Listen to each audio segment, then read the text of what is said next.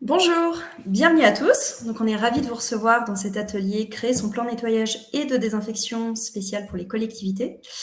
Donc, moi, je suis Gwenaëlle, je vais vous présenter l'équipe et puis on va passer 30 minutes ensemble. On va vous expliquer le déroulé du programme.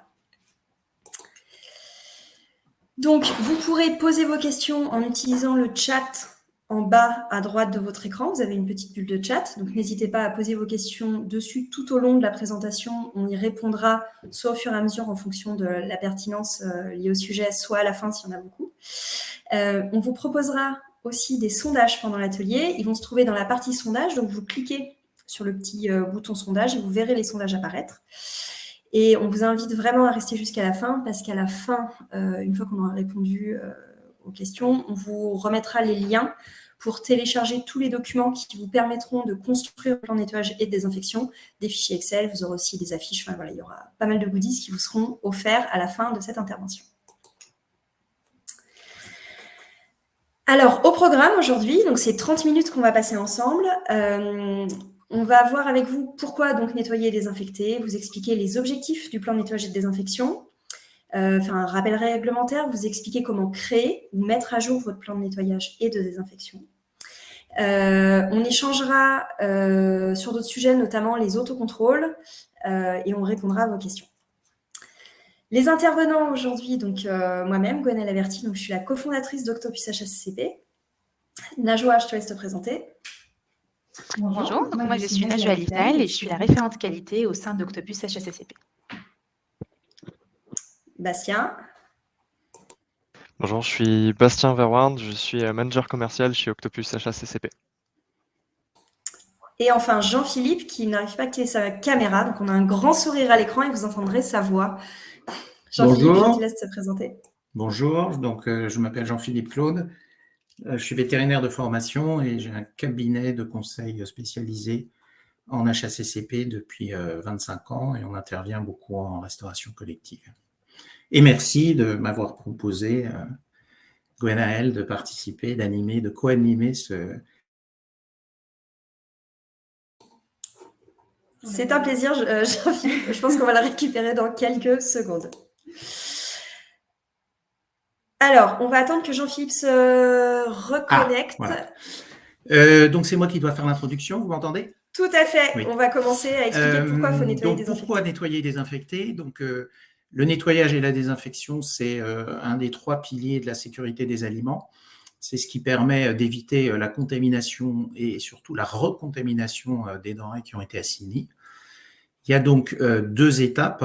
Le nettoyage qui va éliminer la matière visible, la matière organique, et qui ensuite est complété par la désinfection qui détruit les micro-organismes. Donc, c'est vraiment 2 opérations complémentaires, c'est ce qu'on va voir à l'occasion de ce webinaire. Les micro-organismes, donc c'est les bactéries qui sont invisibles à l'œil nu. On a référencé, cité là les 3 principales qui rentrent en jeu sur les phénomènes de contamination ou de recontamination et donc sur lesquels le nettoyage et la désinfection vont particulièrement agir. Ce sont les salmonelles qu'on trouve donc dans l'intestin de nombreux animaux et donc dans beaucoup de produits et sur les produits à base d'œufs, les viandes crues en particulier. La listeria, c'est la même chose. Et les staphylocoques qui sont rarement quand même d'origine animale, beaucoup plus souvent d'origine humaine, liées aux plaies, aux brûlures, etc. qu'on peut avoir. Et ces 3 bactéries, elles s'éliminent très facilement par la cuisson. C'est pour ça qu'en fait, je veux faire un focus aussi sur les problèmes de recontamination. Une fois que les aliments auront été assainis, tout ce qui aura touché les matières premières risque de recontaminer les produits, et d'où l'importance donc du nettoyage et de la désinfection. Merci Jean-Philippe. Donc, je passe la parole à Najwa sur les objectifs du plan de nettoyage.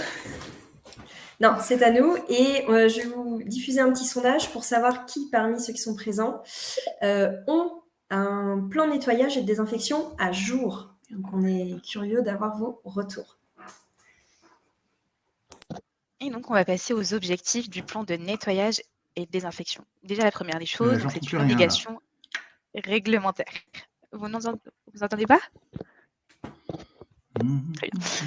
Donc, c'est une obligation réglementaire d'avoir son plan nettoyage et désinfection. Donc, l'objectif, bien sûr, ça va être de planifier et d'organiser toutes les actions de nettoyage et de désinfection sur les surfaces qui vont être surtout en contact avec les denrées alimentaires pour éliminer tout risque de danger, que ce soit physique, biologique ou chimique. Et donc, il faut savoir que le nettoyage est obligatoire réglementairement, mais pas forcément la désinfection. Et puis, environ 47% des toxi-infections alimentaires collectives, qu'on appelle aussi TIAC, sont liées à une contamination par les équipements, d'où l'importance du plan de nettoyage.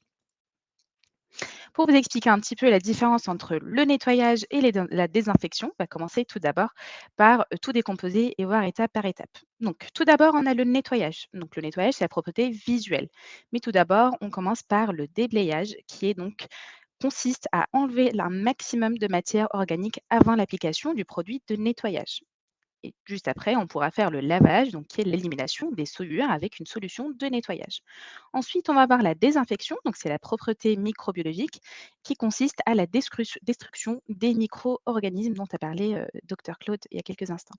Et on va finir par le rinçage, donc c'est la propreté chimique qui consiste à l'élimination des résidus des produits chimiques qu'on vient d'utiliser pour la désinfection et le nettoyage, tout simplement. Voilà. Hop. Ensuite, quelles sont les obligations pour le plan de nettoyage? La première des choses, c'est d'avoir un plan de nettoyage. Ensuite, de le consigner et de le suivre, surtout pour les tâches non quotidiennes, donc tout ce qui est semaine, mois et trimestre. Il faut adapter vos produits d'hygiène, donc il faut que ce soit des produits professionnels. On va en parler un peu plus en détail tout à l'heure. Et il faut avoir, bien sûr, toutes les fiches techniques et fiches données de sécurité de tous les produits que vous utilisez en cuisine. Et la dernière des choses, donc il faut surtout contrôler la qualité du nettoyage, les autocontrôles, et on va en parler un peu plus dans un instant. Alors, comment créer un plan nettoyage? Donc, ça consiste en 6 étapes. La première des choses, donc, il faut savoir répertorier toutes les zones de l'établissement. Donc, le où. La deuxième des choses, c'est le matériel et les surfaces. Ensuite, les fréquences de nettoyage pour chaque matériel et pour chaque surface. Comment? Donc, le mode opératoire ainsi que le matériel de nettoyage. Ensuite, les produits, en respectant bien sûr tout ce qui est dilution et temps de pause. Et pour finir, donc, les fiches d'enregistrement et personnel en charge. On va détailler un peu plus tous ces 6 points. On va commencer par les zones de nettoyage. Donc, il faut savoir qu'il faut identifier toutes les zones de la cuisine centrale et des satellites. Ça peut être les quais de livraison, l'économat, les légumeries, les réserves sèches, les chambres froides, les productions froides, productions chaudes, ainsi que les camions intérieurs et extérieurs, etc. Il faut vraiment répertorier toutes les zones. Ensuite, dans chaque zone, il faut répertorier les surfaces et les matériels. Donc, ça peut être les sols, les grilles, murs, portes, plans de travail, poignées de porte, interrupteurs. Pour les matériels, donc tout ce qui est petit matériel, armoire à couteaux, les fourneaux, fours, sauteuses, machines sous vide, les hautes, les enceintes froides. Il faut faire très attention à tout ce qui est matériel sensible, donc comme les trancheuses et les mixeurs. Et puis, tous les matériels qui vont être en contact direct avec les denrées assainies. Donc, c'est les denrées qui sont déjà assez cuites pour pas avoir en fait une recontamination croisée par d'autres aliments, tout simplement. Ensuite, la fréquence de nettoyage. Donc, il faut définir une fréquence de nettoyage pour chaque matériel ou pour chaque surface selon sa fréquence d'utilisation, tout simplement. Ça va être donc une fréquence après chaque usage pour tout ce qui est surface et matériel sensible, pour les fouets, spatules, les plans de travail, etc. Une fois par jour pour tout ce qui est sol, grille, siphon, poignées de porte, interrupteurs, les fours, les échelles. Une fois par semaine pour les murs et portes, les enceintes froides. Une fois par mois, les étagères et les hottes. Et on a aussi des cas particuliers, donc une fois par trimestre par exemple, pour tout ce qui est congélateur, faire le dégivrage régulièrement bien sûr, et nettoyage à la même occasion. Donc ces fréquences-là vont être indicatives et il faut bien sûr les adapter à vos habitudes de travail, à votre matériel et surtout à votre utilisation dans votre établissement. Le mode opératoire. Donc, il faut savoir qu'il faut détailler le mode opératoire pour chaque tâche du plan nettoyage. Donc, bien sûr, quand c'est un appareil, il faut bien le débrancher avant de faire quoi que ce soit, donc frotter par exemple ou laisser agir. Faut rincer, racler, etc. Le matériel, donc il faut bien indiquer ce qu'on va utiliser. Est-ce que c'est une brosse, une lavette, une raclette? Et il faut savoir qu'il y a certains matériaux qui sont interdits, comme les éponges, les raclettes en mousse, les serpillères et les chiffons réutilisables. Ces éléments-là vont être des nids tout simplement à bactéries qui vont vont garder toutes les bactéries, toutes les germes que vous avez en cuisine, tout simplement. Et il faut savoir que tout matériel utilisé pour le nettoyage, donc tout ce qui est brosse, lavette et raclette, il faut également les intégrer dans votre plan de nettoyage pour ainsi les nettoyer et les désinfecter également. Alors, on continue sur les lavettes. Donc, il faut savoir qu'il faut séparer ces lavettes par zone de travail. Donc, il n'y a pas de règle spécifique là-dessus, mais il faut, là, on a un exemple, par exemple, pour quelques couleurs. Donc, on peut avoir le vert pour tout ce qui est lavage, désinfection alimentaire, donc les surfaces, les plans de travail, interrupteurs, etc. Le bleu, ça va être pour le rinçage, donc ou bien le séchage des surfaces nettoyées avec les lavettes vertes. Le jaune, ça peut être pour tout ce qui est désinfection des parties non alimentaires et sanitaires, donc ça va être les lavabos, les douches, les baignoires, robinetteries, sauf les WC. Et celles-ci, on va utiliser donc les lavettes rouges qui seront vraiment spécifiques à ces parties-là, donc tout ce qui est WC, urinoir et poubelle. Donc on peut voir là une affiche avec ces codes couleurs qu'on va vous offrir bien sûr en fin de cet atelier. Hop. Ensuite, je laisse Dr Claude vous présenter les produits de nettoyage. Alors, les produits de nettoyage sont des produits qui doivent être spécifiques à l'utilisation dans les cuisines et dans toutes les zones alimentaires. Donc, il faut absolument que vous vérifiez sur vos produits qui sont homologués pour les désinfectants et aussi certifiés aptes au nettoyage des surfaces en contact avec les denrées alimentaires pour ce qui est des détergents.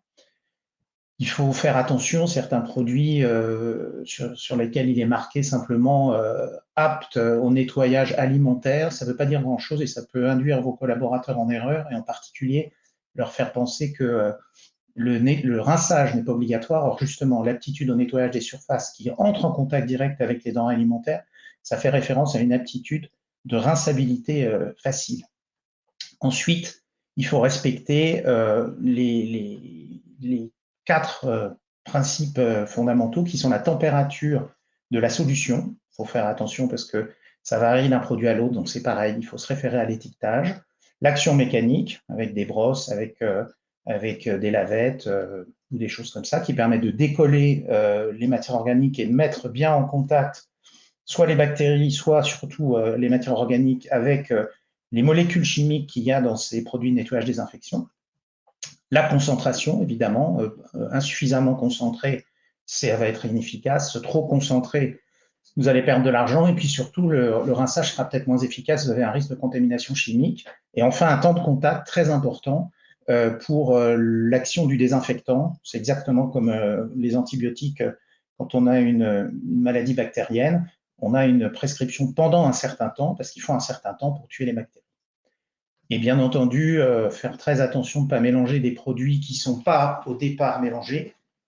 Et pour rappel, effectivement, le rinçage est indispensable. Vous êtes obligé également, c'est des obligations réglementaires et de simples précautions, de posséder les fiches techniques et les fiches de sécurité de ces produits. Les fiches de sécurité, c'est s'il y avait un accident. Et maintenant, vous les trouvez très facilement en téléchargement chez vos fournisseurs. Et même les fiches des FDS, les fiches de données de sécurité, elles sont centralisées, donc il n'y a aucune raison de ne pas les avoir à disposition. C'est à moi peut-être de faire passer. Ah, pardon. Donc, comme exemple d'utilisation, donc si on a un produit détergent et un produit désinfectant qui sont séparés, on a souligné qu'il faut vraiment se référer à la fiche technique. Il y a certains produits qui vont être plus efficaces dans l'eau chaude, donc là on a mis certains éléments, température de la solution eau chaude, action brossage, concentration, donc attention là c'est vraiment à titre indicatif, le temps de contact, le cas échéant, et pour le désinfectant la même chose avec souvent de l'eau froide plutôt, laisser agir et puis les concentrations aussi à respecter. L'eau, c'est important de bien maîtriser la température de l'eau parce que trop chaude, elle va faire figer les protéines, elles seront plus difficiles à enlever. Les protéines, c'est le sang, par exemple. Et trop froide, elles ne dilueront pas suffisamment les graisses. Mais il faut toujours se référer à la fiche technique. C'est malheureusement, enfin, la fiche technique, ça va encore, mais sur les étiquettes, c'est souvent écrit en petit. Mais il faut malgré tout prendre une loupe et comprendre comment ça marche. Jean-Philippe, si tu veux du coup expliquer la lecture d'étiquette, parce que je te sens bien parti. Du coup, sur les étiquettes, il faut repérer effectivement tout ce qui fait référence aux homologations, donc là, entre autres, la norme EN 13, etc. Le fait que ce soit bactéricide pour un produit, là c'est un dégraissant désinfectant, donc voilà, c'est pour ça. Il est à la fois détergent et désinfectant. La concentration qui est précisée, le temps de contact de 5 minutes, la température, donc c'est la température de la solution aqueuse, bien entendu. Donc 20 degrés, ça veut dire température ambiante, hein, ça veut dire plutôt pas de l'eau trop chaude ni de l'eau froide. Ça ne sera pas assez efficace en eau froide, et en eau chaude, ça peut dénaturer le produit. Et puis souvent, sont précisés les degrés de salissure, ce à quoi le matériel est destiné. Il y a des matériels il y a des produits de nettoyage désinfection qui sont spécifiques aux différentes surfaces. Les surfaces en contact avec les aliments, le sol qui n'est pas en contact avec les aliments normalement, donc on n'est pas obligé forcément d'avoir une aptitude au contact avec les surfaces, vous avez compris. Et puis des détergents qui sont plus forts pour les fours et des choses comme ça, et qui ne doivent donc pas être utilisés sur les plans de travail parce que les conditions de rinçabilité sur les plans de travail sont peut-être un peu plus faibles, un peu moins faciles. À vous. Très bien, merci pour toutes ces informations. On va passer maintenant à la fiche d'enregistrement donc pour le personnel. Donc cette fiche, elle doit comporter plusieurs éléments. Donc on va avoir bien sûr les surfaces et les locaux à nettoyer, la fréquence de nettoyage pour chacune de ces informations, le matériel et le mode opératoire, et puis les espaces pour les paragraphes du personnel chargé de nettoyage. Cette fiche-là donc va servir que le nettoyage et la désinfection ont bien été faits, donc c'est une preuve tout simplement. Et pour la remplir, donc il suffit de cocher, donc de mettre ses initiales à côté de chaque tâche, tout simplement. Il faut savoir qu'une fiche d'enregistrement, bien sûr, va être spécifique à chaque établissement, donc il faut bien mettre nos zones à nous avec toutes nos tâches et tous nos éléments dans la cuisine. Juste pour information, cette fiche-là, vous allez avoir aussi à la fin de l'atelier, parmi toutes les autres goodies.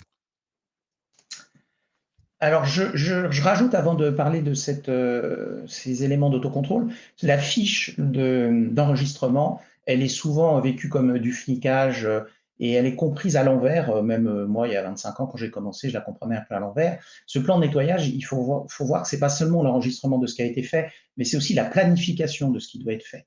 Ça permet de bien se rappeler qu'on a dit que les chambres froides, on les ferait une fois par mois seulement et peut-être pas toutes les semaines, que d'autres parties, les murs, on les ferait qu'une fois par trimestre. Mais c'est dans ce sens-là qu'il faut comprendre le plan de nettoyage. C'est aussi un formidable outil de planification pour être sûr de respecter les fréquences qu'on a définies. Ça veut dire évidemment que si on a des problèmes de personnel sur quelque chose qui doit être nettoyé tous les mois, c'est pas grave de le décaler d'une semaine. Le tout, c'est d'en garder une trace et de savoir la semaine d'après qu'on n'a pas fait la semaine d'avant. Merci. Tu peux passer à l'autre diapo. Alors ça, c'est ma petite marotte. J'ai aucune action chez les commerçants qui vendent ce type de lamelles, mais il y a un outil formidable pour faire le contrôle et l'autocontrôle des opérations de nettoyage et désinfection. Il faut savoir que, comme je vous ai dit, c'est un tiers de la sécurité des aliments. L'autre tiers, c'est les couples temps-température. Les couples temps-température, c'est super facile à maîtriser. C'est du matériel, de chaud, de froid, etc. Et surtout, on a un élément de surveillance qui est vachement fastoche, un thermomètre et un chronomètre. Et en 20 secondes, on a la réponse. Le nettoyage et la désinfection, c'est beaucoup plus complexe.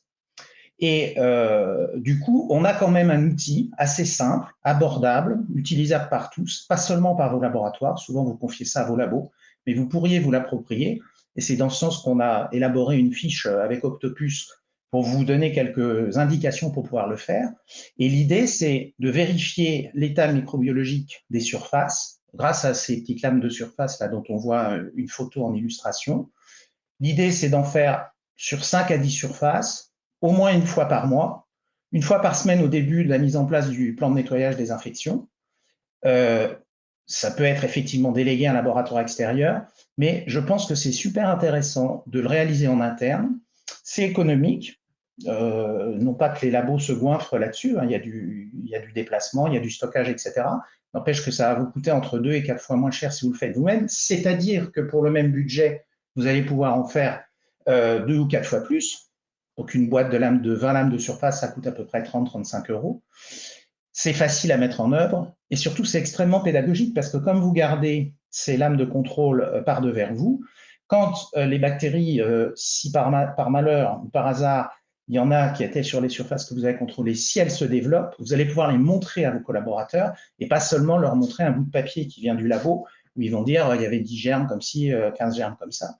Là, ils vont pouvoir visualiser le fait qu'il restait encore des bactéries, donc le nettoyage n'a pas été efficace. Donc c'est vraiment extrêmement pédagogique et vous devez bien entendu enregistrer les résultats et pour voir dans la durée, parce que ce qui est intéressant, c'est dans la durée que ça doit fonctionner.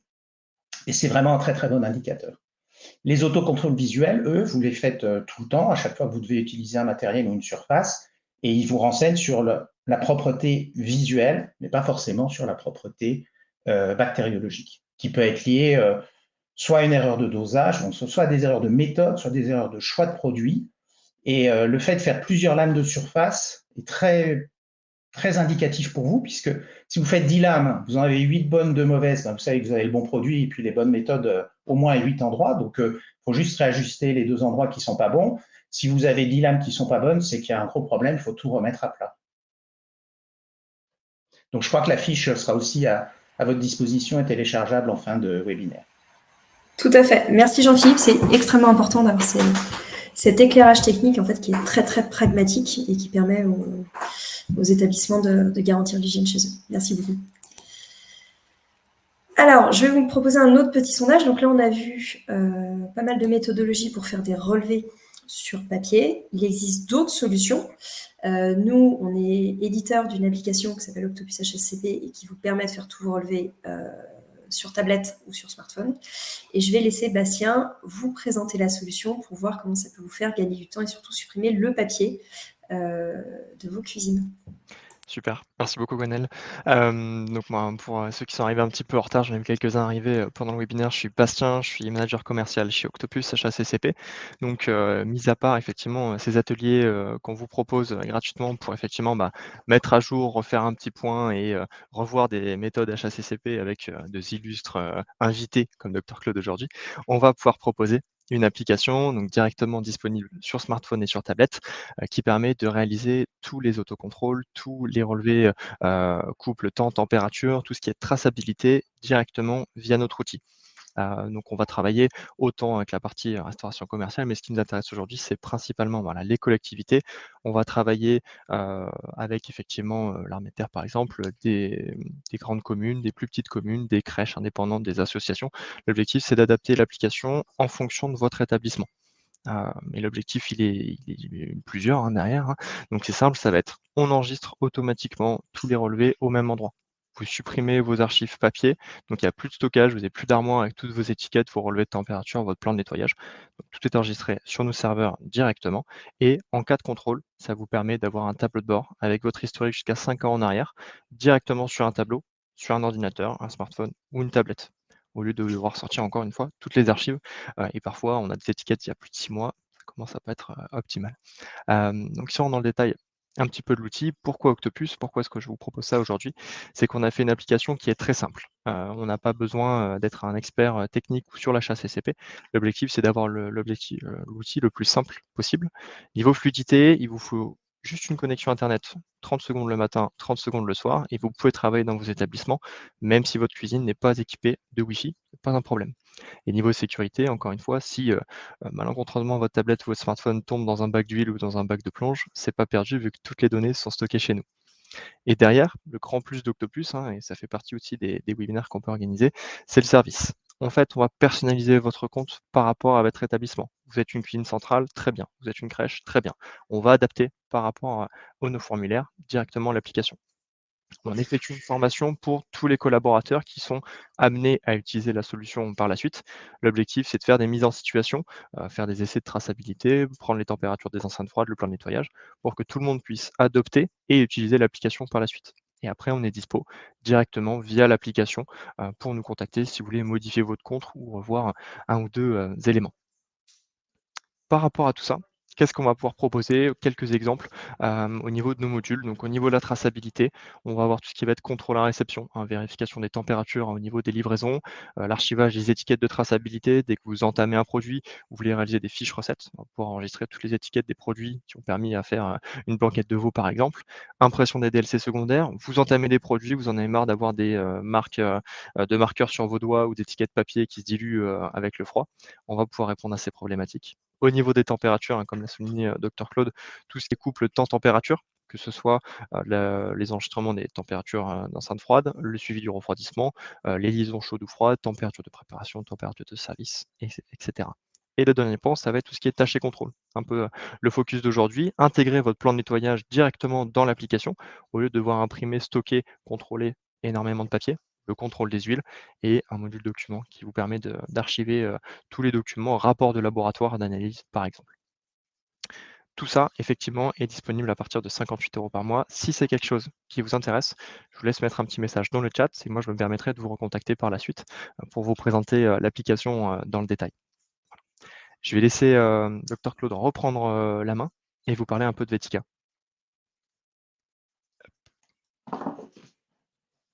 Merci. Donc, nous, Vetica, on intervient donc en restauration collective depuis 1997, le fameux arrêté qui a imposé l'HACCP, et on s'adresse principalement aux structures de restauration collective autogérées, avec, moi j'ai une culture au départ de la TPE agro-artisanale, donc plutôt des petites entreprises, et l'idée c'est de faire comprendre les règles d'hygiène, d'expliquer en fait le pourquoi du comment à vos collaborateurs pour qu'ils puissent respecter plus facilement.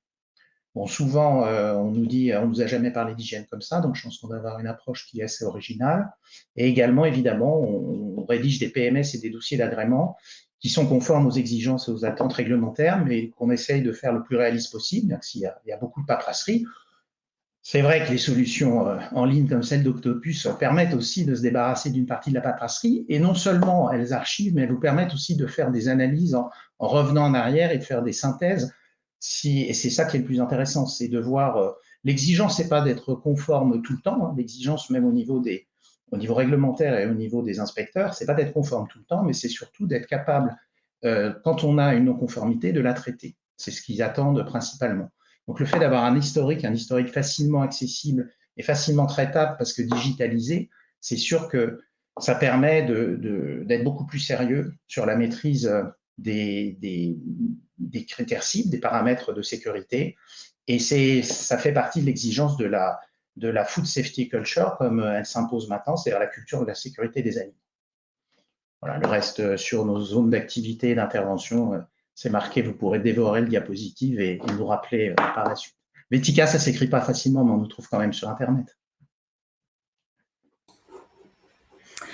Très bien, merci Jean-Philippe. Ce que je vous propose, c'est qu'on va passer aux questions. Et juste avant, ce qu'on va vous offrir, donc c'est un fichier Excel qui va vous permettre de construire votre plan de nettoyage sur mesure. Donc le fichier est construit pour que vous puissiez ajouter ou enlever les éléments qui vous manquent ou qu'il faut ajouter, etc., zone par zone, pour faire vos relevés papier. Une fiche type de relevé de plan de nettoyage papier. Une affiche à imprimer pour le lavage des mains, une affiche à imprimer pour les couleurs des lingettes, un guide du plan de nettoyage et l'affiche réalisée avec Dr Claude sur les prélèvements de surface, comment interpréter les résultats des lames gélosées. Donc, on va vous envoyer à tous tous les liens et ce sera aussi dans cette présentation.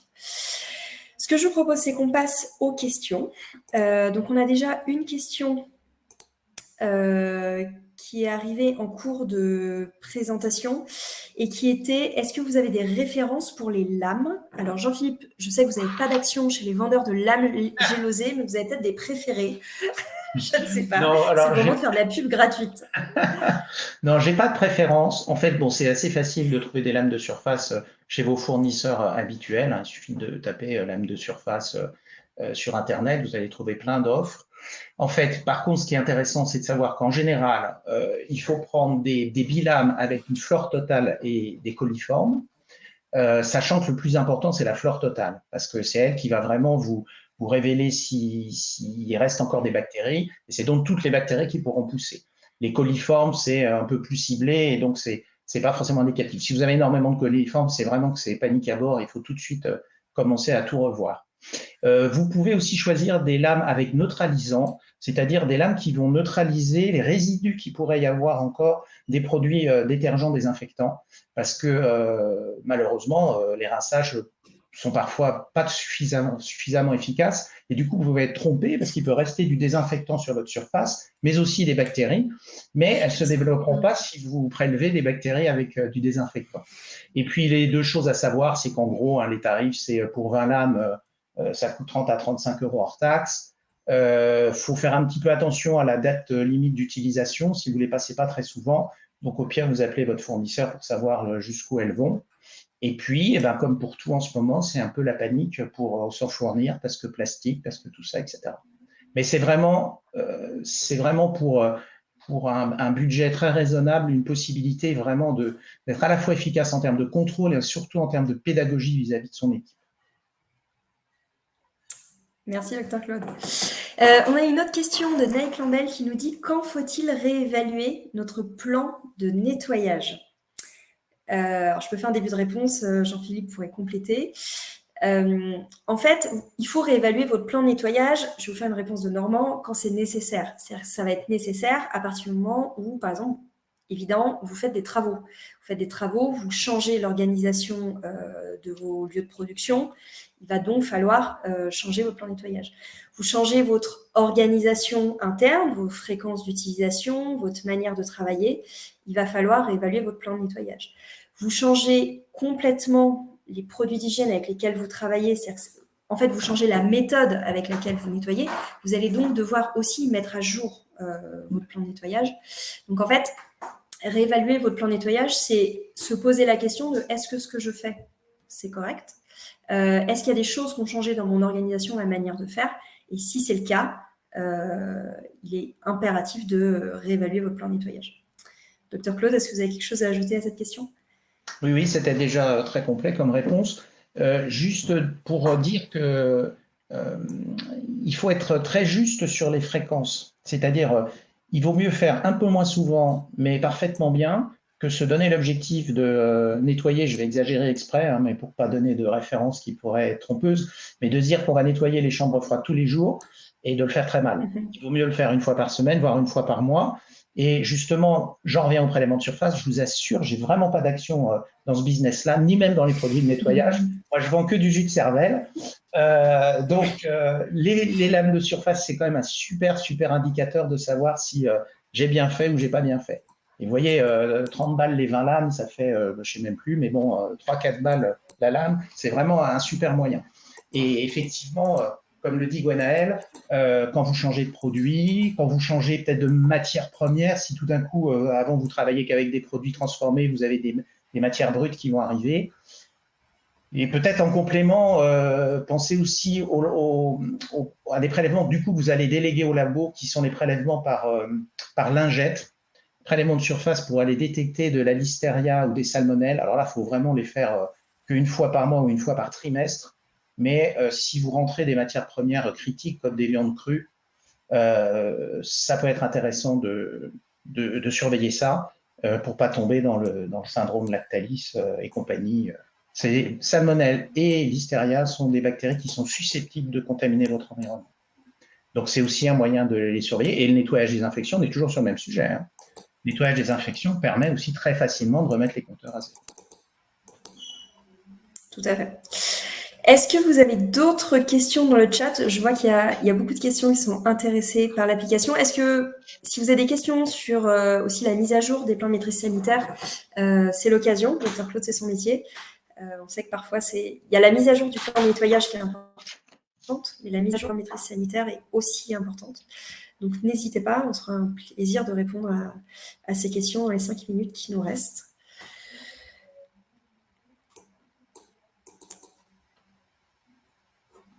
On va encore attendre quelques minutes. Je vois qu'il y a des gens qui sont en train de taper des questions.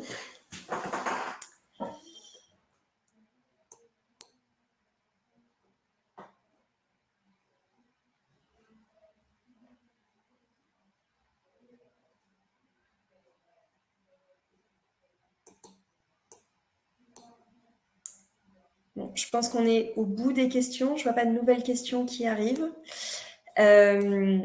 Donc, on vous remercie tous d'avoir assisté à cet atelier. J'espère que vous avez eu tous les éléments pour comprendre comment remettre à jour votre plan de nettoyage ou comment le construire. On va vous envoyer donc, dans l'après-midi la présentation avec tous les liens de téléchargement pour tous les documents.